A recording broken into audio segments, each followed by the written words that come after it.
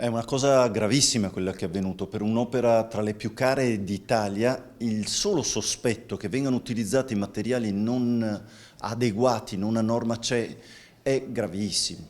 È gravissimo e per questo chiediamo che il Presidente Zaia venga a riferire in aula, parli con i consiglieri dell'opposizione e riferisca quali sono le sue intenzioni per tutelare innanzitutto i lavoratori e i fruitori un domani di quella strada. Noi vogliamo sapere se materiali non adeguati sono stati utilizzati non solo a Malo, ma anche in altre parti della Pedemontana. In secondo luogo, chiediamo ovviamente che si costituisca parte civile nel procedimento relativo alla morte di un operaio proprio in quel sottopasso a Malo. C'è una connessione tra l'utilizzo di materiali scadenti e la morte di quel lavoratore? Vogliamo sapere se la Regione è d'accordo in costituirsi parte civile. Terza questione, il costo dell'opera. È evidente che si è pagato un costo elevatissimo, ma per un'opera fatta a regola d'arte. Se così non fosse, chiediamo la restituzione dei soldi ai cittadini del Veneto. Il Presidente Zaia dovrebbe dirlo già da oggi.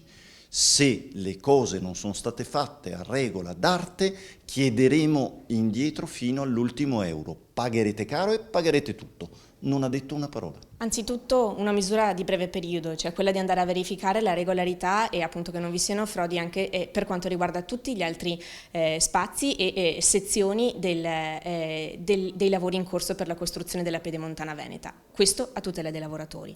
Abbiamo chiesto anche di andare a verificare se vi sono strumenti contrattuali che consentono il rivalersi nel caso in cui la frode fosse appunto confermata, proprio perché è evidente che il consorzio SIS e tutta la realtà appunto di project financing lascia in mano al privato un'enorme quantità di denaro e di conseguenza non è assolutamente tollerabile si faccia la cresta sulla sicurezza dei veneti. Terzo punto è la costituzione parte civile nel caso in cui vi sarà un proseguo con processo rispetto a queste indagini, ma soprattutto fin d'ora, visto che vi è un processo in corso per la morte di un operaio nel 2016 proprio in quel tratto ad oggi posto sotto sequestro, chiediamo che la Regione del Veneto si costituisca parte civile e dia quindi merito e onore a un lavoratore che ha perso la vita e alla famiglia che sta sicuramente passando in questi anni momenti di enormi difficoltà. C'è bisogno di chiarezza in questo senso. Se anche vi è un singolo dubbio rispetto alla legalità del materiale utilizzato che potrebbe avere influito anche nella morte del lavoratore, è evidente che la Regione in quanto committente ha la responsabilità di garantirla. È stata una grande festa, avevamo ministri, avevamo rappresentanti di prima fila del governo, però ci siamo dimenticati di pensare ai cittadini a cosa sarebbe successo con questa inaugurazione.